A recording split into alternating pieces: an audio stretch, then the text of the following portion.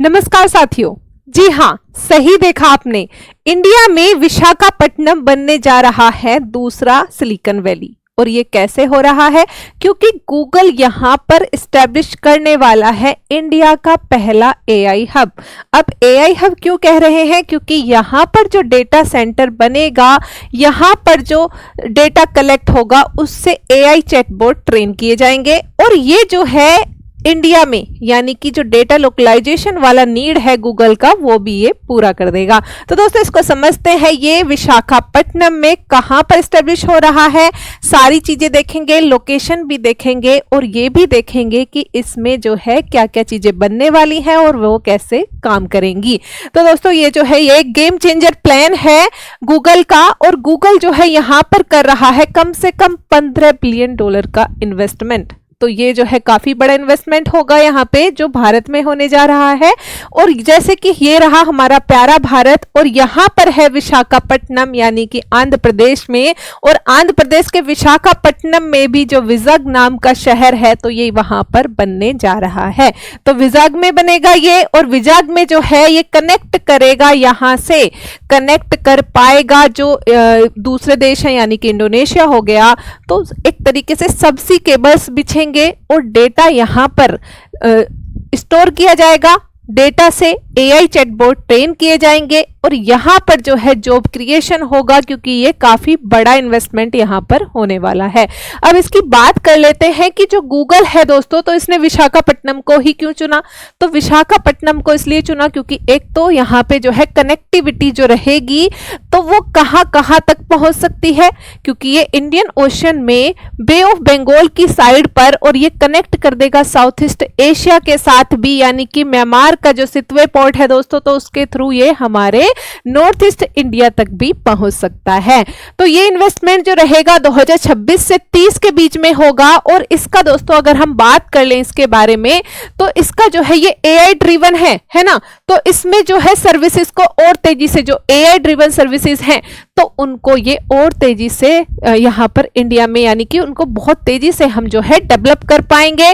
और ये डेटा एक तरीके से क्या होगा, इंडिया में ही रहेगा। और इंडिया में जब डेटा रहेगा, तो दोस्तों ये जो नीड है डेटा लोकलाइजेशन को लेकर, जो बार बार मांगे उठती रहती हैं, तो ये उसको भी एक तरीके से सेटल करने वाला है, यानी कि गूगल की वो नीड भी यहां पर जो है सेटल हो जाएगी।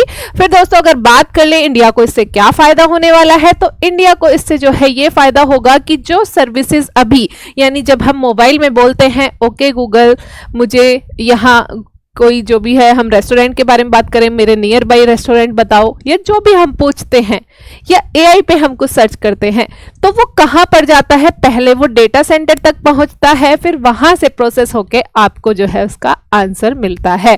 अब ये दोस्तों जो अगर डेटा सेंटर जितना दूर है, या फिर वो इंडिया में अगर नहीं है, तो वो बाहर से ही प्रोसेस होके आ रहा है, यानी अमेरिका से, यूरोप से, लेकिन अब वो इंडिया से ही प्रोसेस होकर आएगा आपका रिप्लाई। तो दोस्तों उसमें लेटेंसी भी कम होगी, स्पीड ज्यादा होगी, और एक तरीके से कहेंगे कि भाई वो इंडिया के कस्टमाइज भी होगा, वो है ना, इंडिया की नीड के अकॉर्डिंग। क्योंकि कई बार हमने देखा है कि भाई इंडिया में जो है भाषाएं अगर बात करें, तो यहां पर हर मील पर जो है भाषा बदल जाती है। और अगर बात कर लें दोस्तों इंडिया की, तो यहां अभी यानी कि पूरे वर्ल्ड की 1/6 पॉपुलेशन इंडिया में रह रही है, और यूजर बेस जो है, इंटरनेट यूजर्स जो है, तो वो काफी है, तेजी से बढ़ रहे हैं। फिर यहाँ जो है एक ऐसा वो मिलेगा, यानी मार्केट मिलेगा गूगल को, तो गूगल को भी इससे फायदा है, भारत को भी इससे फायदा है। भारत का जो डिजिटल इंडिया जो हम बढ़ा रहे हैं, जिसको हम एक तरीके से अपने हर उसमें, यानी सर्विसेज में, गवर्नेंस में हम उसको यूज कर रहे हैं, तो वो जो है उसकी नीड, तो उसकी नीड पूरी होगी। फिर विकसित भारत का जो हमारा लक्ष्य है, यानी हर क्षेत्र में एआई का यूज कर पाए। जब डेटा लोकलाइजेशन होगा, डेटा सेंटर बनेगा, एआई जो है तो एआई हब बनेगा, ये एआई इंफ्रास्ट्रक्चर, यानी एआई जो मशीनें जो लर्न कर रही हैं, तो वो लर्न कर पाएंगी जब उनके पास डेटा होगा। तो दोस्तों ये डेटा जो है यहीं पे, यानी विशाखापट्टनम में ये डेटा सेंटर बन रहा है, यानी इसमें बहुत सारी चीजें बनने वाली हैं। एक इसमें प्लांट भी लगेगा जो सोलर एनर्जी या फिर जो विंड एनर्जी है उसको यूज करेगा, यानी क्लीन एनर्जी से ये चलेगा। क्योंकि दोस्तों जो डेटा सेंटर्स होते हैं तो वहां पर बहुत बड़ा इंफ्रास्ट्रक्चर बनाया जाता है, और वो जो इसके जो एक तरीके से जहां डेटा कलेक्ट होता है, इसके जो सर्वर होते हैं उनको कूलिंग के लिए भी उन्हें एनर्जी चाहिए होती है, यानी उनको चलाने के लिए बहुत सारी एनर्जी भी चाहिए होती है। अब और कूलिंग के लिए उसको वाटर की भी नीड होती है। तो बात कर ले अगर भाई जो एनर्जी उसको चाहिए अगर वो ग्रीन एनर्जी होगी तो कितना अच्छा रहेगा। तो इसमें जो है फोकस ये रहेगा कि भाई ये ग्रीन एनर्जी रहे, यानी कि ग्रीन एनर्जी ही यूज की जाए इस डेटा सेंटर को चलाने के लिए, ये जो एआई हब बन रहा है। तो आगे बात करेंगे दोस्तों इसके लिए, यानी इसमें अच्छा खासा इन्वेस्टमेंट हो रहा है। और सबसी केबल और इंटरनेट कनेक्टिविटी के बारे में कहा कि भाई जो सबसी केबल जो बिछेंगे, अब वो दोस्तों अगर सबसी केबल क्या होते हैं, यानी सी के थ्रू जो है केबल बिछाए जाते हैं, ऑप्टिकल फाइबर केबल हो गए, जिनके बारे में आपने सुना होगा कि उसमें भाई लाइट की स्पीड से जो है इंटरनेट पहुंचता है।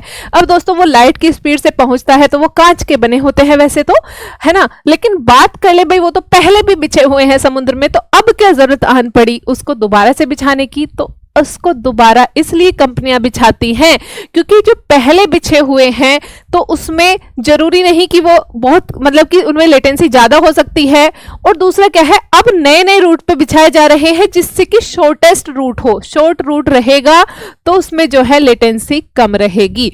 तो भारत के जो मिनिस्टर है उन्होंने मतलब कि एक तरीके से प्रपोज भी किया ये चीज कि भाई अगर हम इंटरनेट हब अगला इंडिया में ही बने, यानी अंडमान है जो हमारा अंडमान निकोबार है तो वहां पर बने, तो एक तरीके से क्या होगा क्योंकि सिंगापुर ऑलरेडी ओवरबर्डन है ना, तो अगर उसको हब बना दिया जाए अंडमान एंड निकोबार को तो दैट विल बी मतलब ये भारत के लिए भी अच्छा होगा और भारत का जो है एक तरीके से डिपेंडेंसी अपने पे रहेगी, है ना।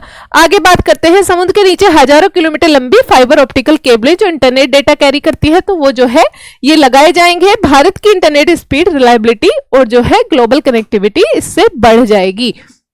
बात कर लेते हैं दोस्तों, जैसे कि इंडिया यहां पर है तो हम इसमें देखेंगे कि भाई अगर ये जो है सबसी केबल जो बिछेंगे अगर ये इसके थ्रू यहां पे बिछते हैं, यानी कि जैसे यहां कहीं पे है हमारा जो विजय है, फिर दोस्तों यहां से कनेक्टिविटी यहां पे हमारा जो है जो अंडमान निकोबार जो है तो यहां कहीं पे है। तो दोस्तों इसमें जो है बात कर ले, फिर बात एक हो रही है इसमें विजय से लेकर सितवे जो वो है, यानी सितवे पोर्ट जो है वो कहां पर है, म्यांमार पर है।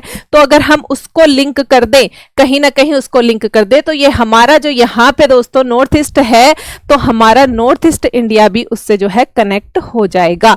आगे बात करेंगे इसके बारे में दोस्तों, तो इसमें जो है अंडमान निकोबार को भी मतलब एक तरीके से इंटरनेट हब बनाया जा सकता है अगला, जहां से जो सबसी केबल है वो होकर गुजरे। आगे बात करेंगे इसके बारे में कि भाई अंडमान जो है ग्लोबल इंटरनेट हब बनेगा तो उससे क्या होगा। तो मिनिस्टर ने कहा सिंगापुर ओवरबर्डन है, मतलब वहां बहुत सारे इंटरनेट रूट ऑलरेडी गुजर रहे हैं। तो अगर ये रूट जो सबसी केबल इसके लिए बिछेंगे इस डेटा सेंटर के लिए, अगर वो अंडमान एंड निकोबार से ही होकर निकले तो एक तरीके से क्या होगा, तो वो जो है Australia, Indonesia, south east Asia तक नई केबल जो है जा सकेंगी और भारत का स्ट्रेटेजिक इंपोर्टेंस उससे बढ़ेगा। तो दोस्तों ये है जो प्लान है, यानी कि विजय में जो है जो बन रहा है एआई हब जिसमें डेटा सेंटर बनेगा, फिर एनर्जी के लिए ग्रीन एनर्जी के लिए प्लांट जो है वहां पर लगेगा, है ना, फिर ये सबसी केबल जो है बिछाए जाएंगे। इसमें जो है एक तरीके से हेल्प ली जाएगी एयरटेल की भी, है ना, तो एयरटेल भी जो है इसमें हेल्प करेगा गूगल की, तो वो भी इसमें साथ रहेगा।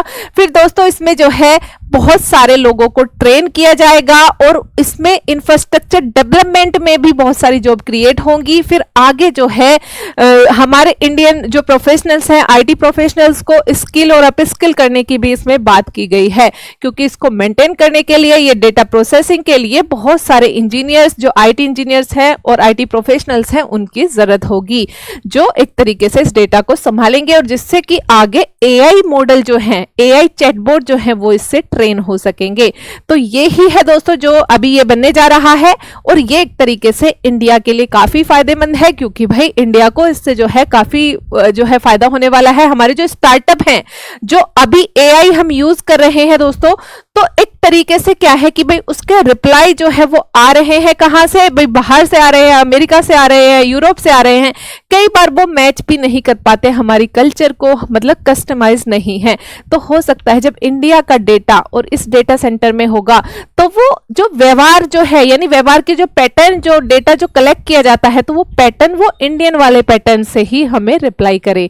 तो ये जो है मशीनें इंडियन वाला जो हमारा कस्टमाइज पैटर्न वो सीख सकेंगी, और ये काफी जो है मतलब कि इसका बेनिफिट होने वाला है स्टार्टअप्स को, और आगे देखने को मिलेगा कि हम जो है एआई में, चैटबॉट बनाने में, एआई बनाने में, एआई को हर फील्ड में यूज करने में अच्छा कर पाएंगे। तो दोस्तों इसी के साथ मैं ये समाप्त करना चाहूंगी। नमस्ते।